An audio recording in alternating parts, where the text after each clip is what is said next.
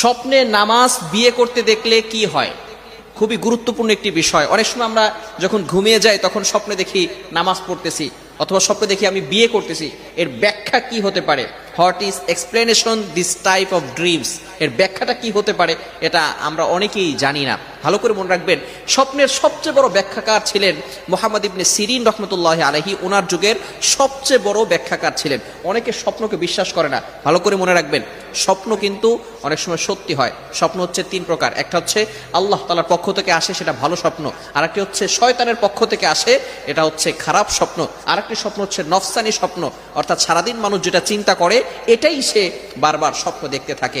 এখন ভালো স্বপ্নটা এরা আল্লাহ তাআলার পক্ষ থেকে আসে। তবে রাত 12টার পর থেকে নিয়ে ফজরের নামাজের আগ পর্যন্ত যে স্বপ্নগুলো দেখা হয়, এই স্বপ্নগুলো সত্য হয়ে থাকে। ভালো করে মনে রাখবেন। আর স্বপ্ন হচ্ছে নবুয়তের 46 ভাগের 1 ভাগ, সুতরাং এটাকে অবিশ্বাস করার কোনো অবকাশ নেই।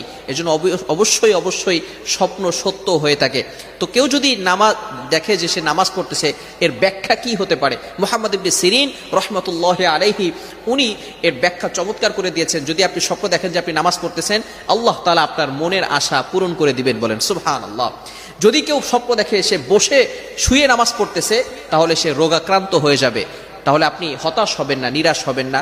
এর পরিবর্তে আপনি কি করতে পারেন? যদি আপনি দেখেন যে আপনি শুয়ে নামাজ পড়তেছেন, তাহলে আপনি আল্লাহর জন্য কিছু টাকা ডোনেশন করে দিবেন। আপনি কিছু সাদাকা করবেন, ডোনেশন করবেন। মনে রাখবেন, আস-সাদাকাতু তাদুরুল বালা।